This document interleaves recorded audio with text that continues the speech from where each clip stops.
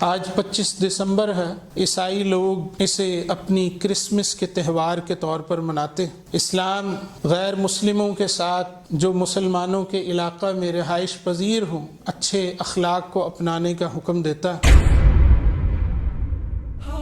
ان کے ساتھ بہترین معاملہ کرنے کا حکم دیتا ہے، لیکن اس کے ساتھ ساتھ اس بات کا بھی حکم دیتا ہے کہ ان کی عیدوں میں ان کے ساتھ انسان شریک نہ ہو۔ اللہ رب العزت نے رحمان کے بندوں کی صفات کو بیان کیا، والذین لا یشہدون الزور واذا مروا باللغو مروا کراما، کہ رحمان کے بندے وہ ہیں کہ جو جھوٹ کو، باطل کو حاضر نہیں ہوتے۔ زور اس کی تفسیر اکثر مفسرین اسلاف میں سے تابعین، تبع تابعین، صحابہ کرام کے قریب کے زمانے کے جتنے مفسرین ہیں ان کی طرف سے یہی ہے کہ اس سے مراد یہ ہے کہ رحمان کے بندے وہ ہیں جو غیر مسلموں کی عیدوں میں شریک نہیں ہوتے، کیونکہ ان کی عیدیں باطل نظریات پر مشتمل، لہذا ان میں شریک ہونا، ان کی محافل کو اٹینڈ کرنا، وہاں پر جا کر کیک کاٹنا یا ایسے اہتمام کرنا یا انہیں اس پر مبارکباد پیش کرنا، یہ سب کا سب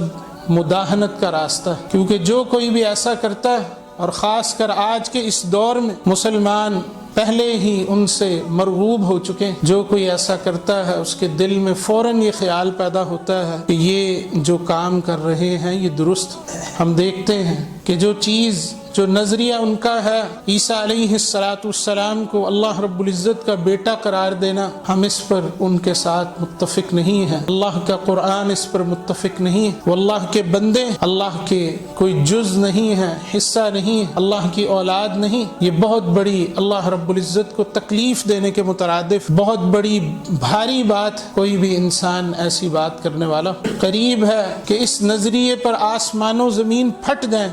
پہاڑ اپنی جگہوں سے سرک جائیں، یہ اللہ کے ہاں اتنی بڑی بات۔ تکاد السماوات يتفطرن منه وتنشق الارض وتخر الجبال هدا ان دعوا للرحمن ولدا وما ينبغي للرحمن ان يتخذ ولدا، کہ تم اللہ کے لیے اولاد کو ثابت کرتے، اللہ کے یہ لائق ہی نہیں ہے کہ اس کی کوئی اولاد۔ آسمان و زمین میں جتنی مخلوق ہے سب کے سب اللہ کا بندہ بن کر اس کے سامنے آئے گی۔ لن يستنكف المسيح ان يكون عبدا لله ولا الملائكة المقربون، کہ عیسیٰ علیہ السلام کے لیے یہ عار کی بات نہیں ہے کہ وہ اللہ کے بندے ہیں، نہ مقرب فرشتوں کے لیے یہ عار کی بات، یہ تو عزت اور سعادت ہے کہ کوئی اللہ کا بندہ۔ ومن يستنكف عن عبادته ويستكبر، جو بھی اللہ کا بندہ ہونے سے عار محسوس کرے گا، تکبر کرے گا، اللہ ان سب کے سب لوگوں کو اپنی طرف جمع کرے۔ تو عیسائیوں کا یہ عید میلاد منانا